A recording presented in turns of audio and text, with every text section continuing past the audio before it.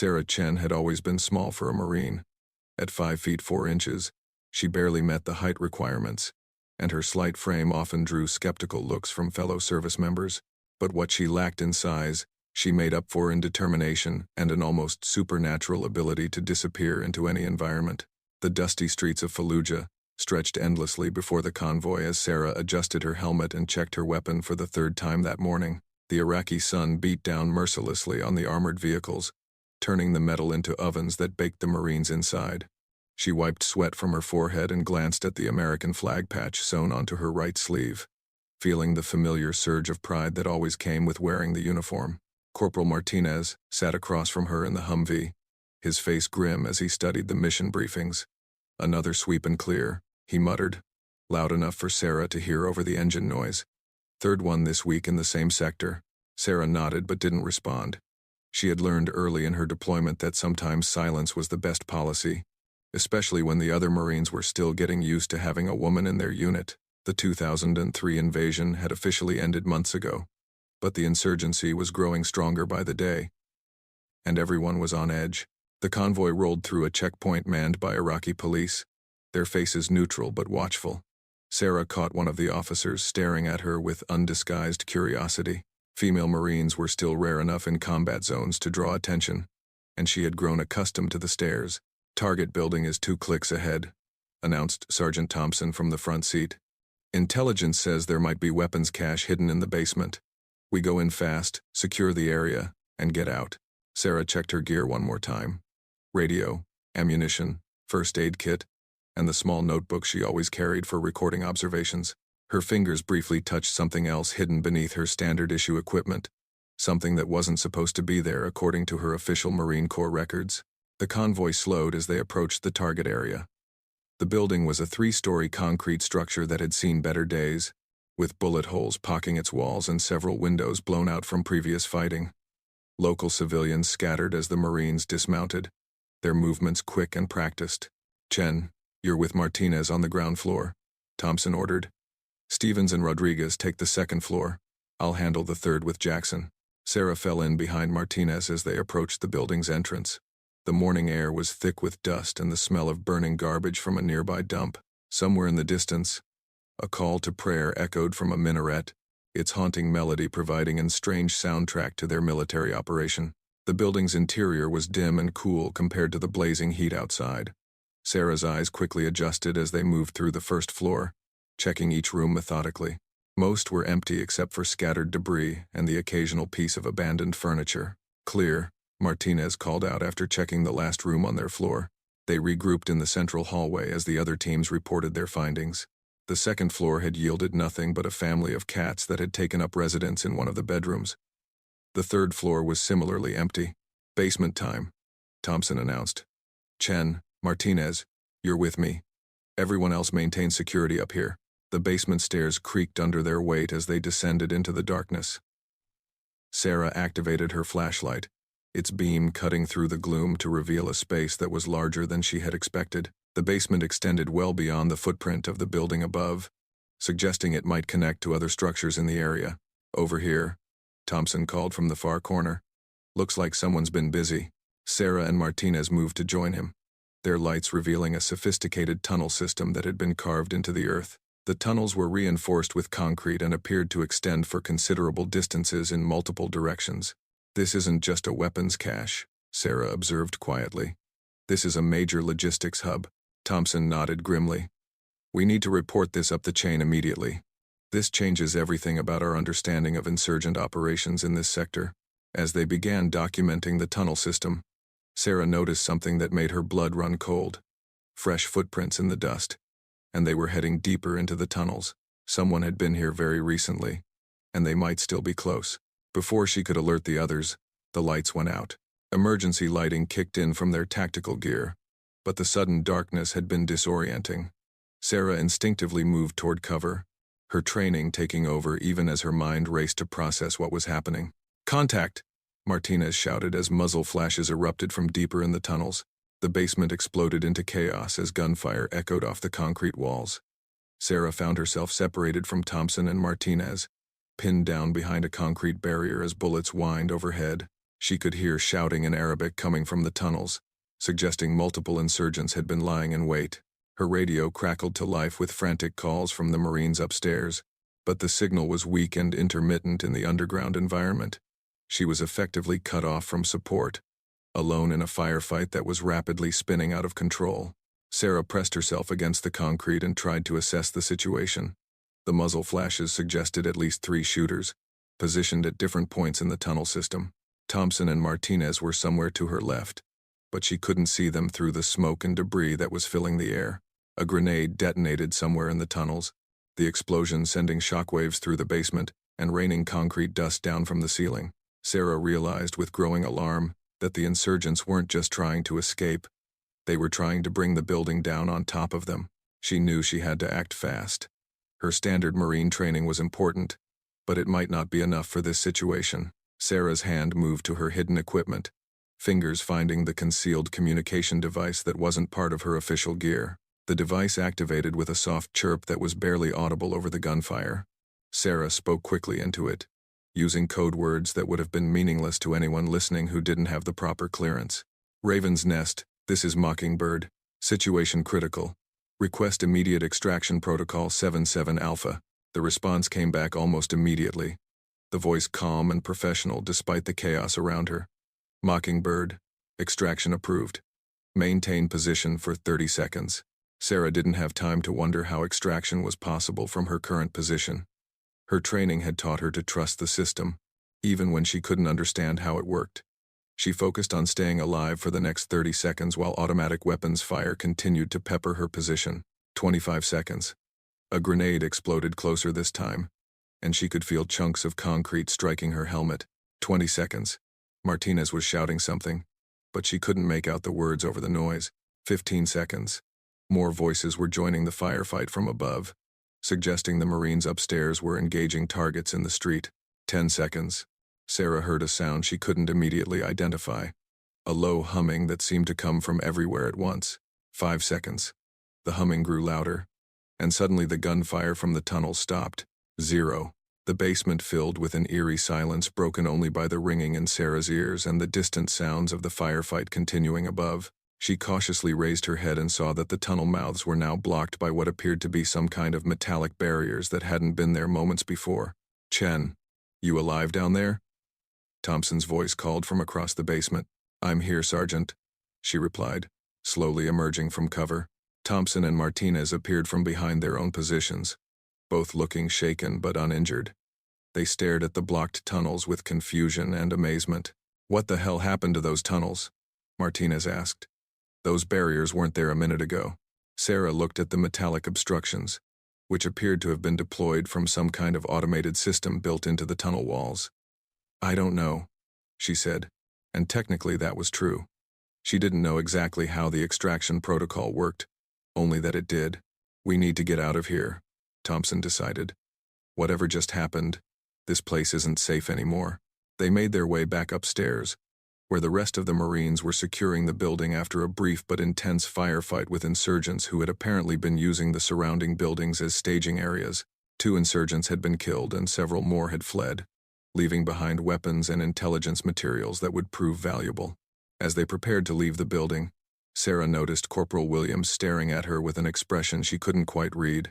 Williams was newer to the unit, having joined just 2 weeks ago, and he had been asking a lot of questions about the other Marines' backgrounds and specialties. Hell of a thing. What happened in that basement? He commented as they walked toward the vehicles, almost like someone knew exactly how to shut down those tunnels. Sarah met his gaze steadily. Sometimes you get lucky in combat. Sometimes the enemy makes mistakes. Williams nodded, but his eyes remained fixed on her with an intensity that made Sarah uncomfortable. She had learned to trust her instincts about people, and something about Williams didn't feel right. The convoy loaded up and began the journey back to base, but Sarah couldn't shake the feeling that the morning's events had set something in motion that would have consequences far beyond a successful mission. Her hidden radio remained silent, but she knew that using the extraction protocol would have generated reports that would eventually reach people who asked difficult questions. As the Humvee bounced over the rough roads, Sarah stared out at the Iraqi landscape and wondered if her carefully constructed cover was beginning to unravel. She had spent months blending in as just another Marine, But the events in the basement had required her to reveal capabilities that went far beyond standard military training. The base appeared ahead, its concrete barriers and guard towers offering the promise of temporary safety. But Sarah knew that safety was an illusion, especially for someone living a double life in a combat zone. The real test would come in the hours and days ahead, when people started asking questions about what had really happened in that basement. She touched her flag patch unconsciously, feeling the familiar comfort of its presence on her sleeve. But beneath that flag lay another patch, one that represented an organization that officially didn't exist, and missions that were never recorded in any military database. Sarah Chen was indeed a Marine, but she was also something else entirely, and keeping those two identities separate was becoming more difficult with each passing day. As they passed through the base's main gate, Sarah caught sight of a black sedan parked near the command building, its tinted windows reflecting the afternoon sun. The vehicle didn't belong to any military unit she recognized, and its presence at a forward operating base was unusual enough to be concerning. The game, Sarah realized, was about to change in ways she couldn't yet anticipate. The debriefing session was scheduled for 1,400 hours, giving Sarah just enough time to clean her weapon and file her preliminary report. She sat in the makeshift armory, methodically breaking down her M16 while her mind raced through the events of the morning. The metallic barriers in the tunnel had been real enough, but explaining them would require creativity. Corporal Williams appeared in the doorway, his uniform still dusty from the mission. "Mind if I join you?" he asked, settling onto a nearby bench without waiting for an answer. "Free country," Sarah replied, not looking up from her weapon. "Funny thing about free countries," Williams said conversationally. "Sometimes they're not as free as people think. Sometimes there are people working behind the scenes, making sure freedom comes at the right price." Sarah's hands paused for just a fraction of a second before continuing their work. "Sounds like you've been reading too much Tom Clancy." Williams laughed, but the sound held no warmth. "I prefer nonfiction, actually. Field reports, classified briefings, personnel files. Amazing what you can learn if you know where to look." The armory suddenly felt very small. Sarah finished reassembling her rifle and turned to face Williams directly. "Something on your mind, Corporal?" "Just curious about those tunnels today. The way they sealed up so quickly, so efficiently, almost like someone had inside knowledge of the insurgent infrastructure." Williams stood and moved closer, his voice dropping to barely above a whisper, almost like someone had been there before. Before Sarah could respond, Sergeant Thompson's voice echoed through the building. "All personnel from Operation Sandcastle, report to Conference Room B for debriefing. That means now. People." Williams smiled and headed for the door. "After you, Chen. I'm looking forward to hearing your version of events." The conference room was cramped and stuffy, with a map of Fallujah covering one wall and a single overhead fan that did little to move the stagnant air. Thompson sat at the head of the table with a laptop computer and a stack of files, while a man in civilian clothes stood behind him taking notes. Sarah recognized the civilian immediately, though she kept her expression neutral. David Morrison worked for the Defense Intelligence Agency, and his presence at a routine debriefing was anything but routine. Morrison had been her handler during her training at Camp Peary, and seeing him here meant that her cover was either blown or in serious jeopardy. "Gentlemen, lady," Thompson began. "This is Mr. Morrison from the DIA. He's here to ask some follow-up questions about this morning's mission, particularly regarding the unusual circumstances we encountered in the basement." Morrison stepped forward, his pale blue eyes scanning the assembled Marines. "I'd like each of you to describe exactly what you observed in the basement, starting with Sergeant Thompson." Thompson recounted the discovery of the tunnel system and the subsequent firefight, his report crisp and professional. Martinez followed with his own account, describing the insurgent positions and the apparent attempt to collapse the tunnels. When it came time for Sarah to speak, she could feel Morrison's attention focusing on her like a laser. "I was providing cover behind the concrete barrier when the tunnels suddenly sealed," she reported. "The barriers appeared to deploy automatically, possibly triggered by the explosions or some kind of safety protocol built into the tunnel system." "Interesting theory," Morrison said. "Did you observe anything else unusual? Any sounds, voices, electronic signals?" Sarah met his gaze steadily. "Negative, sir. The situation was too chaotic to notice much beyond the immediate threat." Williams cleared his throat. "If I may, sir, I noticed something strange about the timing. The barriers deployed exactly 30 seconds after the heaviest explosion, almost like someone was counting down. The room fell silent. Thompson frowned at Williams, clearly annoyed at the interruption. Morrison, however, looked intrigued. 30 seconds exactly? Morrison asked. Yes, sir. I was timing the engagement intervals for my after-action report. The precision seemed unusual for a random mechanical failure. Sarah felt ice forming in her stomach. Williams had been watching her, timing her actions, and now he was systematically dismantling her cover story. She forced herself to remain calm while her mind raced through possible responses. Corporal Williams, Thompson said sharply. You were supposed to be focused on the tactical situation, not playing timekeeper. Of course, Sergeant. But attention to detail is what keeps us alive out here. Williams turned to Sarah with a smile that didn't reach his eyes. Don't you agree, Chen? Before she could answer, Morrison held up a hand. That's enough for now. I'd like to speak with each of you individually, starting with Corporal Chen. The rest of you are dismissed. The other Marines filed out, with Williams lingering until Thompson physically gestured him toward the door. When they were alone, Morrison activated a small electronic device that would block any listening devices and turned to face Sarah. We have a problem, he said without preamble. Williams is DIA, Sarah stated rather than asked. Internal Affairs Division, actually. Someone filed a report suggesting that classified special operations assets were being deployed without proper authorization in the Fallujah sector. Williams was sent to investigate. Sarah felt the walls closing in around her. How much does he know? More than he should. Your extraction protocol this morning triggered automatic alerts in 3 different intelligence databases.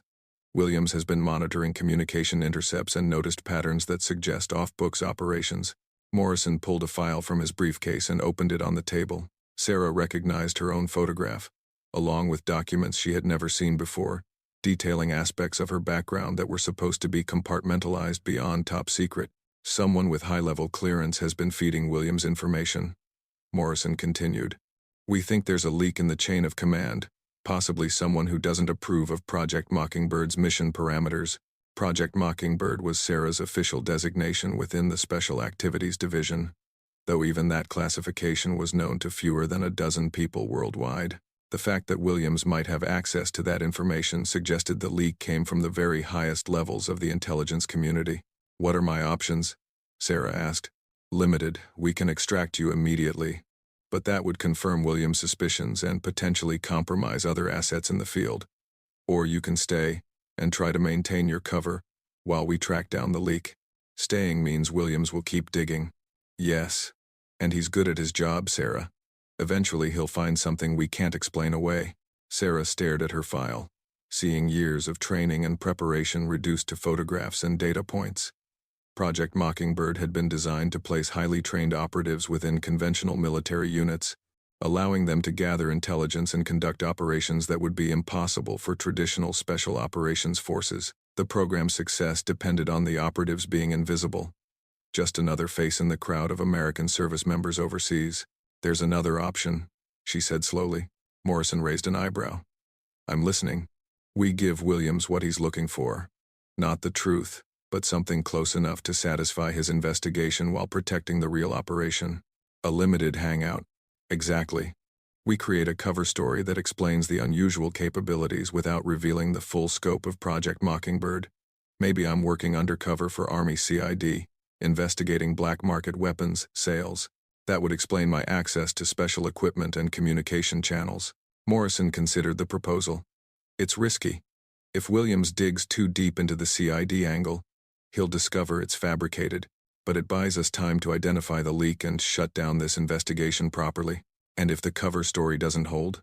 Sarah looked at her flag patch, thinking about the Black Ops insignia hidden beneath it. Then I disappear, and Sarah Chen dies in a training accident back home. The door opened and Sergeant Thompson stuck his head inside. Sir, I hate to interrupt, but we've got incoming wounded from Bravo Company. They hit an IED convoy about 10 clicks south of here. Morrison closed Sarah's file and nodded to Thompson. We'll continue this later, Corporal. For now, you're needed in the aid station. Sarah hurried toward the medical facility, grateful for the distraction. The aid station was already bustling with activity as medics prepared to receive the wounded. She had cross-trained as a combat medic during her Special Activities Division preparation, skills that weren't part of her official Marine Corps record but which she had used several times to maintain her cover. The first helicopter touched down in a cloud of dust and debris, its rotor wash sending equipment flying across the landing pad. Sarah joined the team rushing toward the aircraft as wounded Marines were unloaded on stretchers, multiple penetrating trauma, possible internal bleeding. The flight medic shouted over the engine noise. Lost a lot of blood en route. Sarah found herself working alongside Dr. Rebecca Martinez, the base's chief medical officer. Dr. Martinez was one of the few people on base who knew that Sarah's medical training exceeded what was listed in her personnel file, though she didn't know the source of that training. "I need you on the critical patient," Dr. Martinez called.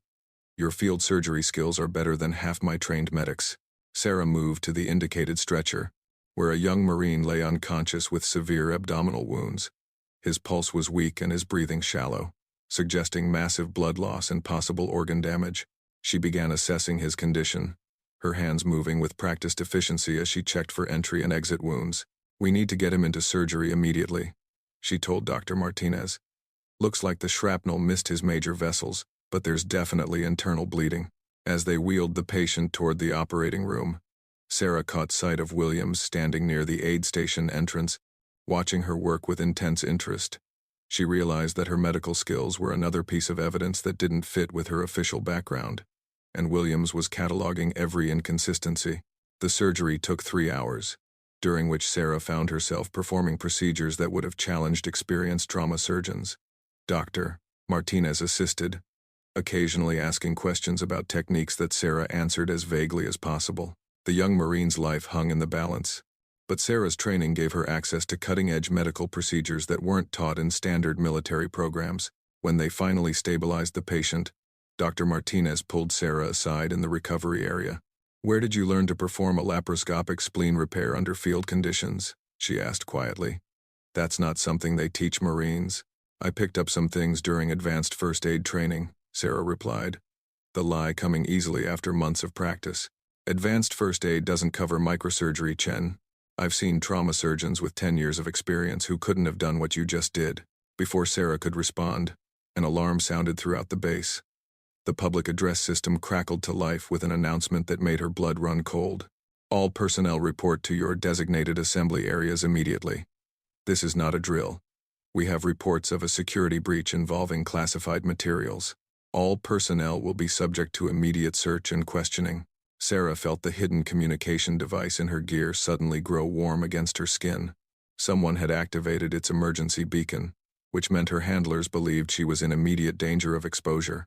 The device would self-destruct in 60 seconds unless she entered the proper abort code, taking with it any evidence of her connection to Project Mockingbird. But destroying the device would also cut her off from any support, leaving her completely on her own in a hostile environment where Williams was closing in and someone in the intelligence community was actively working against her. She had less than a minute to make a decision that would determine not only her fate, but potentially the future of the entire Mockingbird program.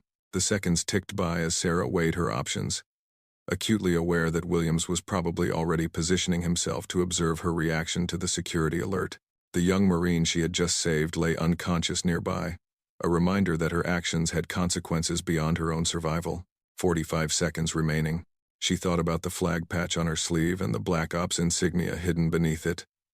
Symbols of 2 different kinds of service to her country. Both identities demanded sacrifice, but perhaps there was a way to honor them both. 30 seconds remaining. Sarah's fingers moved to the hidden device, ready to enter either the abort code or let it self-destruct. The choice she made in the next few seconds would echo through the intelligence community and determine whether Sarah Chen would live to fight another day or disappear forever into the shadows that had shaped her. Sarah entered the abort code with 5 seconds to spare. The device went silent and cold against her skin, its emergency beacon disabled but its core functions intact. She had chosen to trust in her training and her ability to navigate whatever was coming next, without cutting all ties to her support network. The assembly area buzzed with nervous energy as Marines gathered in formation, their faces reflecting confusion and concern. Security breaches were serious business in a forward operating base, and everyone understood that they were about to undergo intensive questioning that could last for hours. Williams appeared beside her in formation, his presence no longer coincidental. "Interesting timing for a security alert," he commented quietly, almost like someone triggered it deliberately. "Maybe someone did," Sarah replied, meeting his gaze. "The question is why?" Colonel Harrison, the base commander, stepped onto a makeshift platform with Morrison and two other civilians Sarah didn't recognize. The crowd fell silent as Harrison's voice carried across the assembly area. At approximately 1,530 hours, classified intelligence materials were discovered missing from a secure facility. "We have reason to believe that these materials are still on base and that the individual responsible is currently among our personnel." Sarah felt a chill run down her spine. Someone was making a very aggressive move, and she suspected she was the intended target. "Every person on this base will be searched and questioned," Harrison continued. "Anyone found with unauthorized materials or who fails to cooperate fully will be detained pending investigation." As the colonel spoke, Sarah noticed Morrison scanning the crowd, his eyes briefly meeting hers with an expression she couldn't quite read. He seemed to be looking for something specific, and his tension was visible even from a distance. "We'll begin with random selections," Harrison announced. "The following personnel will report to Building C immediately for processing." The list of names included Sarah, Williams, and about 20 other people from various units. It was presented as random, but Sarah knew better. Someone had orchestrated this entire situation, and she was walking into a trap with her eyes wide open. Building C housed the base intelligence section, and its interrogation rooms were designed to break down resistance through psychological pressure as much as direct questioning. Sarah had been trained to resist interrogation, but her cover identity wouldn't have that kind of preparation. She found herself in a small, windowless room with a metal table and two chairs. The fluorescent lights hummed overhead, and the air conditioning had been turned up high enough to make the space uncomfortably cold. Classic intimidation tactics, designed to make subjects anxious and cooperative. Morrison entered the room carrying a thick file and closed the door behind him. For a moment, they stared at each other in silence.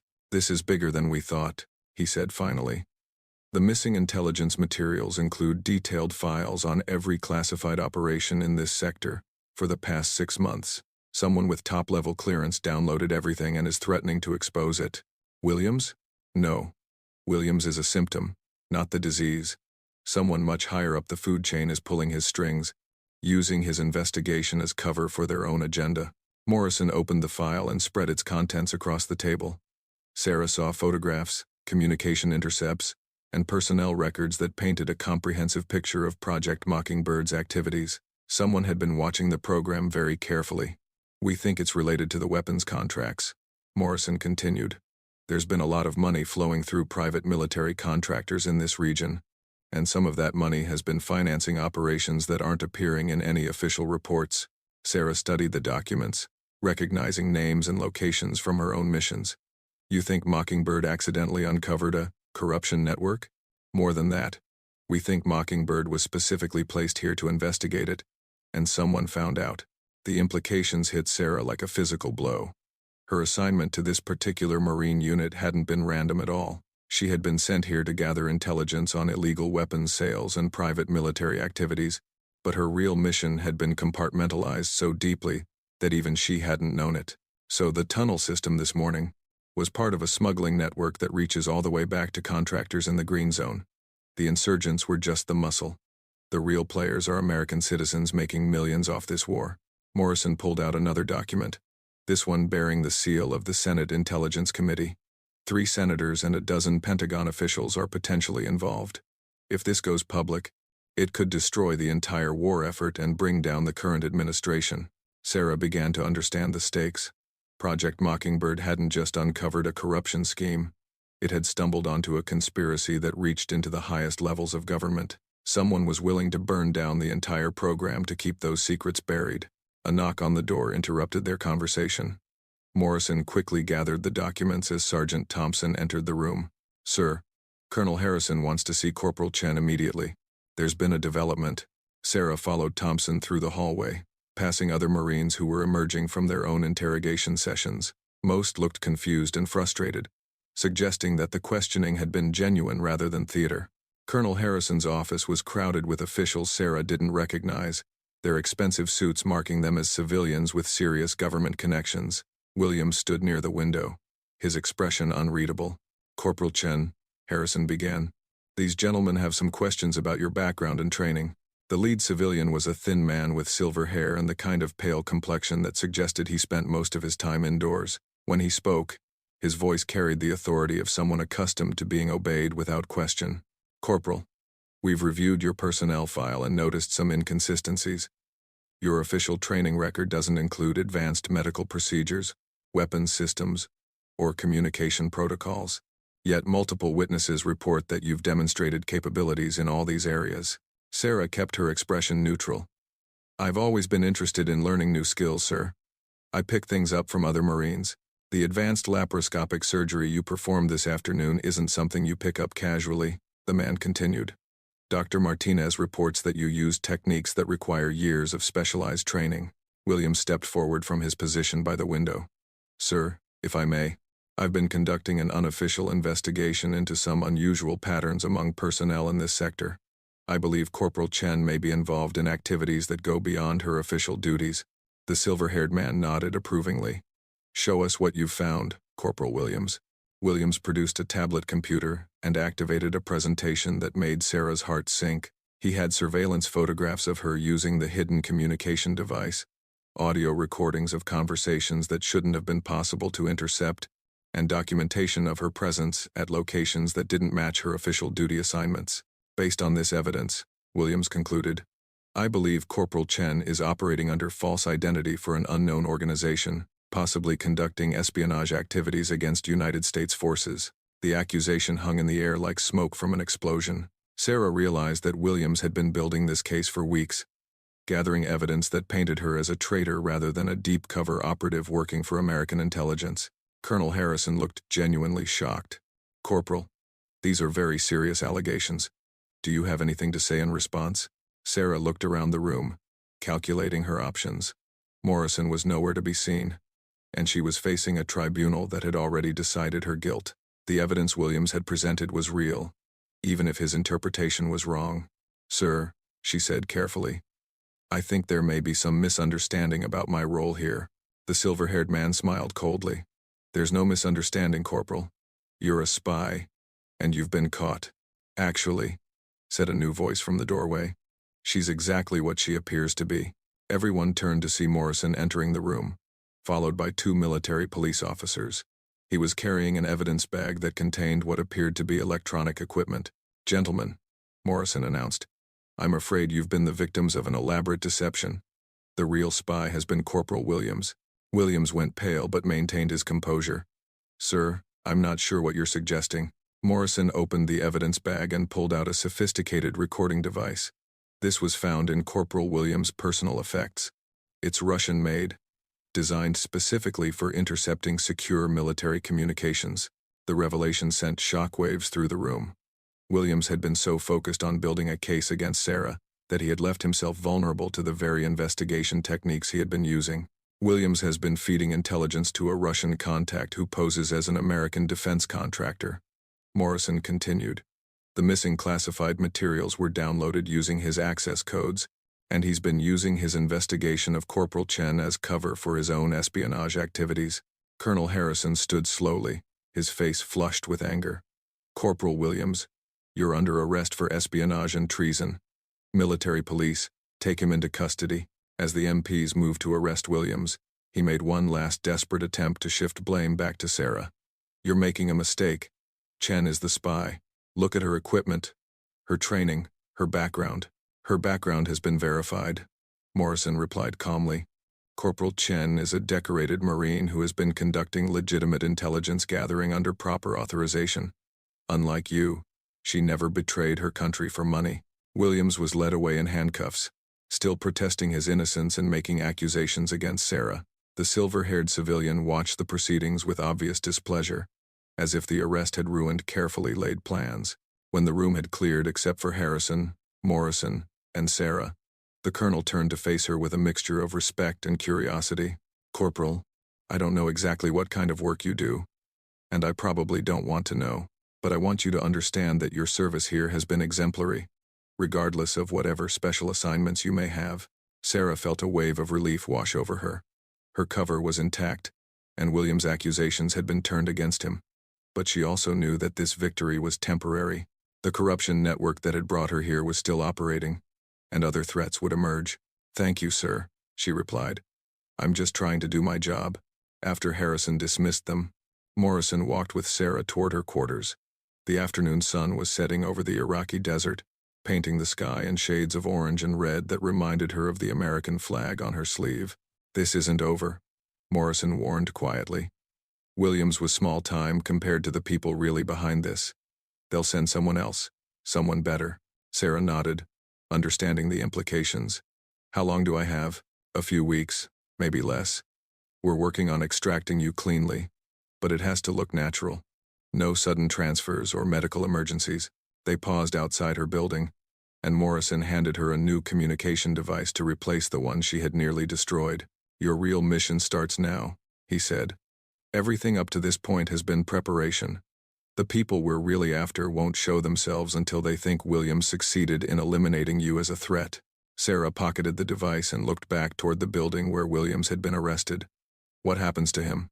"He'll disappear into the federal prison system. His Russian contact will assume he was caught because of bad luck rather than superior counterintelligence work." Morrison paused. "That assumption will make our real targets careless." As Morrison walked away, Sarah touched the flag patch on her sleeve, feeling the familiar comfort of its presence.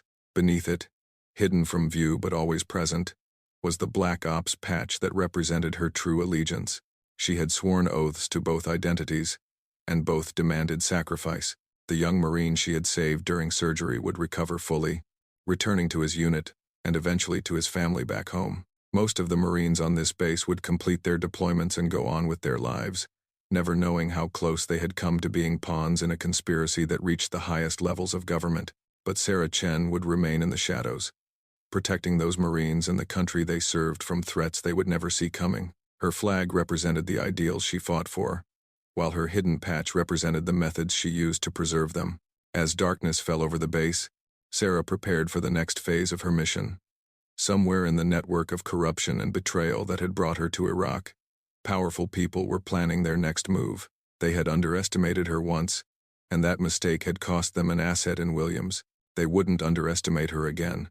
The war in Iraq would continue, with its daily rhythm of patrols and firefights, casualties and small victories. But beneath the surface of that conventional conflict, another kind of war was being fought by people whose names would never appear in history books. Sarah Chen was ready to fight that war, carrying her flag openly while keeping her true mission hidden. Both symbols would guide her through whatever darkness lay ahead, reminders of who she was and why she had chosen to serve in the shadows where heroes never receive recognition and sacrifice goes unnoticed. The next morning would bring new challenges and new threats, but Sarah faced them with the confidence that came from surviving her first real test as a deep cover operative. She had protected her cover, eliminated a threat to national security, and positioned herself to continue the mission that had brought her to this dusty base in the heart of Iraq. Her flag patch caught the last rays of sunlight as she entered her quarters, a visible reminder of her public identity as a United States Marine. Beneath it, invisible but ever present, the Black Ops insignia marked her as something more: a guardian of secrets, a protector of protectors, and a weapon pointed at the heart of America's enemies, both foreign and domestic. The mission would continue, and Sarah Chen would be ready for whatever came next.